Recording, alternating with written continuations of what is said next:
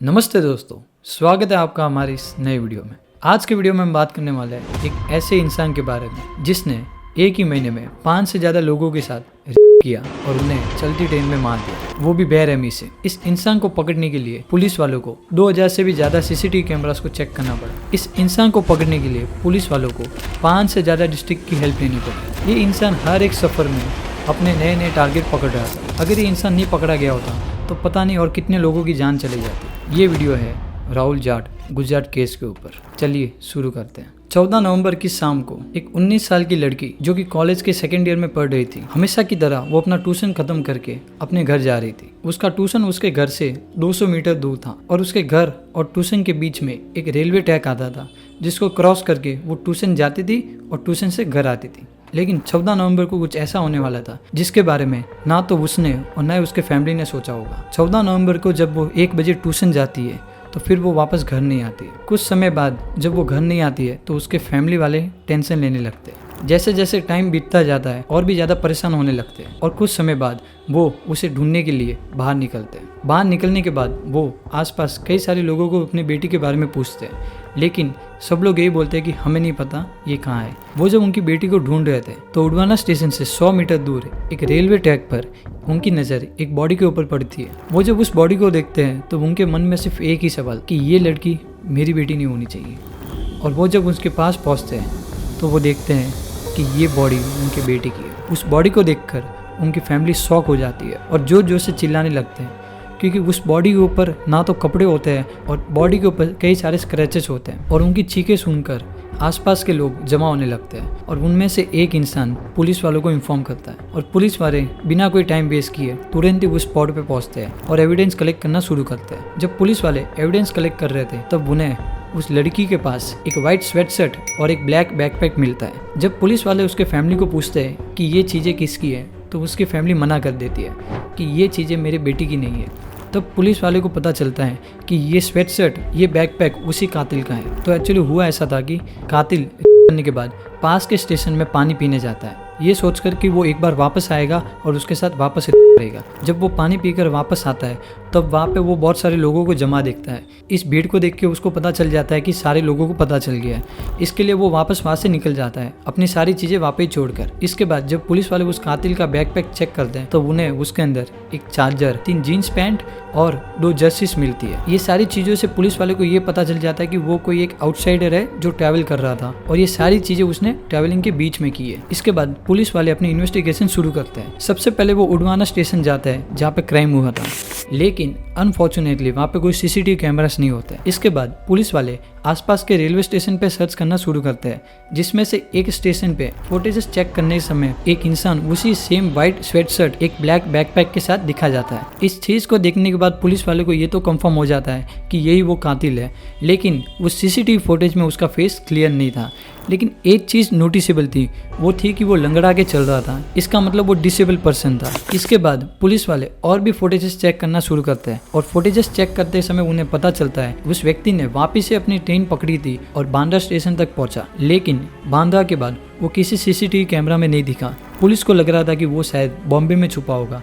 इसके बाद पुलिस वाले अलग अलग टीम बनाती है और उसको ढूंढना शुरू करती है। अब तक काफ़ी टाइम बीत चुका था।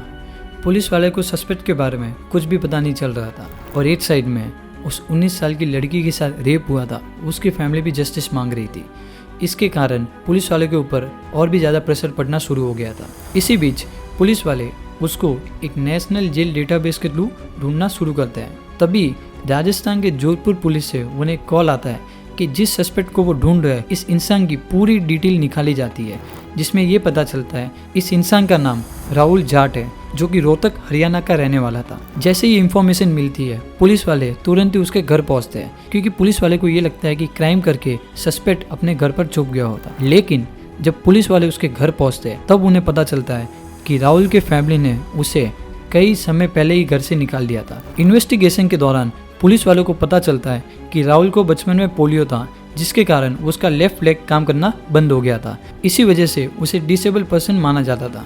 बचपन में जब वो स्कूल जाता था तो उसके साथ बहुत ही नाइंसाफ़ी होती थी। उसे हमेशा दूसरों से अलग ट्रीट किया जाता था क्योंकि वो एक डिसेबल पर्सन था। उसकी ना तो कोई वैल्यू करता था और न ही उसे कोई सही से ट्रीट करता था, जिसके कारण उसके अंदर और भी ज़्यादा गुस्सा बनने लगा। राहुल बचपन में चोरी करता था और कई बार कई सारे लोग राहुल के घर पे आकर उसकी शिकायत करते थे और ये चीज़ें रुकने का नाम ही नहीं ले रही थी। राहुल के घर वाले उसे तंग आकर उसे घर से निकाल देते। राहुल का बचपन से सपना था ट्रक ड्राइवर बनना, लेकिन उसकी डिसएबिलिटी की वजह से वो ट्रक नहीं चला सकता था और इसी चीज़ का बदला लेने के लिए उसने बड़ी बड़ी चोरी करना शुरू किया। वो कई सारे लोगों के पास लिफ्ट मांगता था और चढ़ने के बाद उनको लूट लेता था। ये चीज़ें करते करते वो कई बार जेल भी गया और जेल से छूटने के बाद उसका फ्रस्ट्रेशन और गुस्सा और भी ज़्यादा बढ़ने लगा और इसके बाद उसने कुछ अलग ही क्राइम करने शुरू कर दिए, जो कि मैं अभी आपको बताने वाला हूँ। उसने अपने नए क्राइम को अंजाम देने के लिए रेलवे के रिजर्व कंपार्टमेंट को चूज़ किया क्योंकि वो खुद एक डिसेबल पर्सन था, तो वो उस रिजर्व कंपार्टमेंट में आराम से जा सकता था, जो कि उसके लिए एक बहुत बड़ा एडवांटेज था। उसने ये रेलवे रिजर्व कंपार्टमेंट इसलिए चूज़ किया क्योंकि वहाँ पे सिर्फ वही लोग आ सकते हैं जो डिसेबल हो। इस चीज़ की वजह से उसे क्राइम करने में आसानी होती थी। उसने अपना पहला मर्डर 20 अक्टूबर को किया, जब उसने एक डिसेबल वुमेन को रेप और मर्डर किया। वो रिजर्व कंपार्टमेंट में ट्रैवल कर रही थी, जो डिसेबल पैसेंजर के लिए होता है। उसने इस कंपार्टमेंट को चूज़ किया क्योंकि उसे पता था कि वो आसानी से उस औरत को मार सकता है उसकी डिसेबिलिटी की वजह से। राहुल का जो फ्रस्ट्रेशन था बचपन से, उसका गुस्सा वो इस मर्डर में निकाल रहा था। उसके बाद उसने इसी पैटर्न को फॉलो करना शुरू किया। अक्टूबर 25 को दूसरी डिसेबल वुमेन का मर्डर किया। राहुल का दूसरा टारगेट भी एक डिसेबल औरत थी। उसने भी वही पैटर्न फॉलो किया। इन दोनों के मर्डर के बाद उसे ये पता चल गया कि डिसेबल लोगों को मारना आसान है, ना ही वो हेल्प के लिए किसी से मदद मांग सकते हैं और ना ही खुद अपने आप को बचा सकते हैं। इसके बाद नवंबर 14 को उडवाना स्टेशन के पास एक 19 साल की लड़की के साथ रेप किया और उसका मर्डर किया, जो कि मैंने आपको स्टार्टिंग में बताया था। इन तीनों केसेस के बाद राहुल के अंदर बहुत ज़्यादा हिम्मत आ गई थी। उसको ये लगने लगा था कि उसके क्राइम के बारे में किसी को नहीं पता चलेगा। इसके बाद वो चौथे क्राइम को अंजाम देने के लिए सेम पैटर्न फॉलो करता है। वो वापस एक डिसेबल वुमेन को टारगेट करता है। इस बार भी दूसरे क्राइम की तरह उसके साथ रेप करता है और उसे भी मार देता है। इन 4 केसेस के बाद 23 नवंबर को वो अपना 5वां शिकार ढूंढने जाता है सेकुंदराबाद स्टेशन पे। ट्रेन में चढ़ने के बाद सेम एज यूजुअल उसने जैसे दूसरे क्राइम किए, इस क्राइम को भी अंजाम देता है और उस औरत को भी मार देता है। राहुल ने टोटल 5 मर्डर किए, जिसमें से 4 डिसेबल वुमेन थी। राहुल एक के बाद एक क्राइम करते ही जा रहा था, लेकिन पुलिस वाले भी एक साइड में राहुल को ढूंढने की फुल कोशिश कर रहे थे। इसी बीच पुलिस वालों ने कई सारे स्टेट्स की हेल्प भी ली और 2000 से भी ज़्यादा कैमरा को चेक किया, क्योंकि अलग अलग स्टेट्स ट्रैवल कर रहा था तो पुलिस वालों को बहुत ही ज़्यादा मुश्किल हो रही थी उसको ढूंढने में। इसके लिए पुलिस वाले कई सारे स्टेट्स की हेल्प लेते हैं और हर स्टेट की लोकल पुलिस को इन्वॉल्व करना पड़ा। ये एक मल्टी स्टेट ऑपरेशन बन गया था, जिसमें स्पेशल टास्क फोर्स और इंटेलिजेंस एजेंसी भी शामिल हो गई थी, जो कि राहुल का मूवमेंट और उसके लोकेशन ट्रैक करने में मदद कर रही थी। 24 नवंबर को राहुल एक और क्राइम करने के लिए बांद्रा स्टेशन पहुंचा, लेकिन वहाँ पे उसे एक सामान बेचने वाले ने देख लिया और तुरंत ही पुलिस वाले को इन्फॉर्म किया। और जैसे ही पुलिस वालों को ये पता चलता है, वो बिना टाइम वेस्ट किए अपने स्पेशल फोर्सेस के साथ वापिस स्टेशन पहुंच जाते हैं और पहुंचते ही ट्रेन को रुकवा देते हैं और उसे ढूंढना शुरू करते हैं और उसे जल्दी अरेस्ट कर दिया जाता है। अगर 24 नवंबर को पुलिस वाले राहुल को अरेस्ट नहीं करते, राहुल एक और बेगुनाह इंसान को मार देता। राहुल को पकड़ने के बाद पुलिस वाले इंट्रोगेशन करते हैं तो राहुल सामने से अपने सारे क्राइम बताना शुरू कर देता है कि कैसे उसने एक एक करके इतने सारे लोगों को मारा और कैसे वो एक और इंसान को मारने वाला था। राहुल ने इंट्रोगेशन के वक्त ये भी बताया उसके डिसेबिलिटी के कारण और उसके गुस्से के कारण उसने ये सारे क्राइम किए।